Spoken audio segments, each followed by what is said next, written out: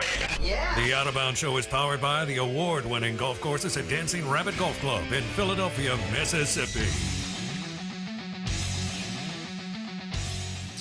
All right, our Football Friday powered by the Golden Moon Casino Sportsbook. Bet $50 there. Play award-winning Dancing Rabbit Golf Club for $30. Welcome in. Good morning. We welcome in our friend Lee Sterling, handicapper to the gods, ParamountSports.com. Huge week in both college football and the NFL. And although we got two national games that are off the charts, college playoff, ramifications both in Jacksonville and South Bend. So we'll start with the big one. I've been there before. Blake's been there before. The cocktail party, Florida, Georgia, Jacksonville. This line's moving around. Lee, would you take the points or give the points in this Florida-Georgia game as Florida's a favorite? Good morning first, Bo. I want to talk, before we hit on this game, there was one of the craziest situations in gambling. And now you couldn't bet on it in your state or in the United States, but eventually I think it's going to happen in the next election. But when Tuesday started, if you wanted to take Joe Biden, you would have had to have wagered $180 to win 100. He was the prohibitive favorite. At one point, about 3:30 to 4 in the morning your time, and I had fallen asleep about 2 o'clock. My friend who is always betting, he'll bet 40 games on a college football Saturday. He's a junkie. He needs the action. He said to me one time, "Why don't you bet that many games?" I said, "It'd take too long to grade." So, but he loves it. And God bless his soul. He texted me. If I was up, I probably would have put something on it. But at that time, in the middle of the night, Donald Trump had moved to an over 600 favorite. You could have wagered $100 on Joe Biden and returned $550 for every $100 wager. So as right as offshore and Vegas usually gets it, sometimes they're wrong. And, you see some things change. And I missed out on it. I probably wouldn't have wagered that much. If we would have gone a lot on that, Bo, you and I wouldn't be doing this segment right now. We probably, if we both bet on it, we'd be splitting, owning an island in Bahamas. Love it. Yeah. Missed out. Just wanted to bring that up because, it involves gambling. No, those are big numbers. Yeah, I've never seen a swing like that ever in an election, but and maybe almost never in a game. And you actually see it sometimes if you remember, like the Dallas-Atlanta game early in the season. At one point, you could have wagered, I think, like $100 and returned something like $3,000 on the Cowboys when they were down about 3 or 4 touchdowns. Yeah, oh, yeah. So wow. the odds were like 99.8 at one point on the Atlanta Falcons. So sometimes just take a shot, it'll pay off.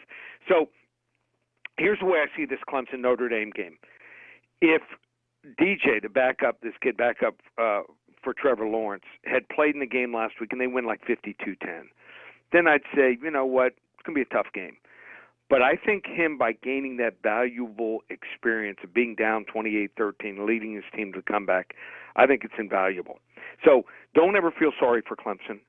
They are, this kid DJ is number one recruit in the country, or at least quarterback. He was in the top 5 nationally. He's going to be good. Is he as good as Trevor Lawrence right now? No, he's different, but he'll be fine. When I'm watching games, and this is important for anything, I tell my kids when they were growing up, write things down, take notes. And I'm making notes, and the average, what do you think, Bo, the average amount of tackles for loss per game is on a college team per game? Oh, gosh. Average tackles per loss per game? Yeah. Yeah, how many? 0.5 to 1?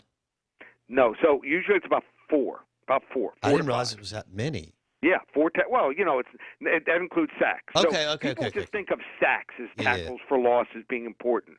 I use sacks, but most importantly, tackles for loss. So an average team will be 4 to 5. A good team will be, a really good team, 6 to 7. And I'm making notes, and over again, I'm making notes, and I'm writing down this player for Clemson. Great way to defeat a block. Good, tackle for loss. they're averaging an astronomical 9.3 tackles for losses this year. So that number is incredible. Notre Dame, for them to convert, if they have to convert these 2nd and 14, 3rd and 8 situations a lot, I don't see it happening. I mean, Ian Book does not have confidence. Read his body language. Since he lost Claypool last year, he's not the same quarterback because his receivers are getting absolutely no separation. Clemson wins 28-20. Okay, and so Lee's going hard on that Clemson defense, disrupting Notre Dame's offense. Florida, Georgia, who do you like and why? So 3 weeks ago, before the Alabama game, the situation favored Alabama.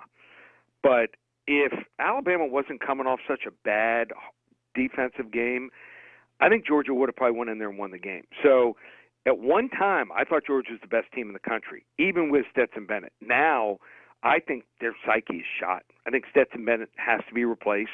He's not going to take you anywhere. Then on top of that, last week they lose 3 starters on defense. Julian Rochester and Jordan Davis, the 2 starting defensive tackles. Their star safety, Richard LeCounte, he's gone for this game due to injury. I think something's wrong there, and I love Kyle Trask. I think the kid gets it. You want to watch a fun kid, watch their receiver. Everyone talks about Kyle Pitts, tight end. He's going to go in the top 50 in the draft, but watch Kadarius Toney. He is scary good, scary quick. He runs. He catches the ball. He's almost impossible to tackle because of his juke moves and his speed. Wrong team's favorite. Florida outright, 27-23. How about this? All right, so is this Dan Mullen's time? Mississippi State and Vanderbilt, 2 bad teams. MSU is desperate for – so is Vandy, but MSU, it's in Starkville. They are desperate for a win. This fan base has been melting down for several weeks. Can they score – do you think that they can drop a mid-20s number on Vanderbilt, Lee? Maybe. I mean, Vanderbilt's defense is bad. Their quarterback, Ken Seals, a freshman, pretty good. I think getting better. I mean, he's not great, but even in garbage time, he did throw for a little bit. He threw for 319.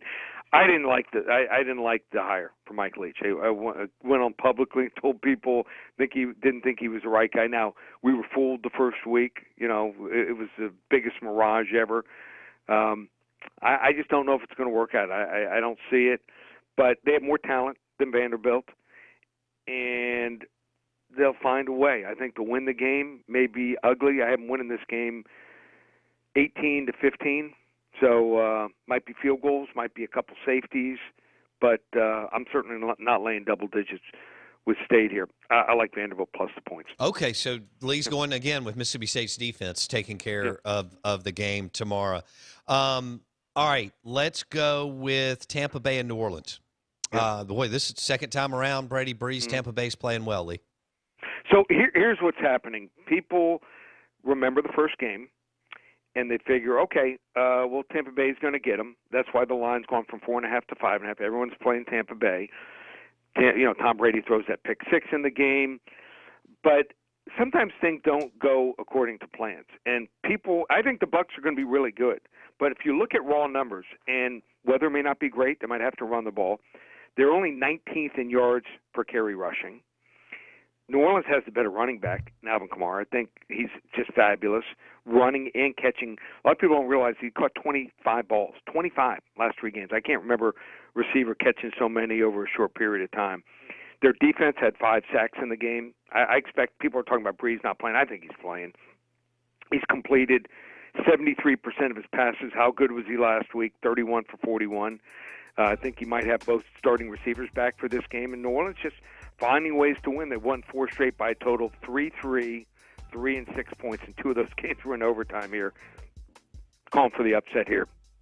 New Orleans 34-31. Lee, we got 30 seconds. What's going on at ParamountSports.com this weekend? Well, biggest weekend ever. I rate my games from 10 to 50 units. Since we went to the 10 to 50 unit rating system 13 years ago, we're 49, 15, and 1 on these 40 to 50 unit plays.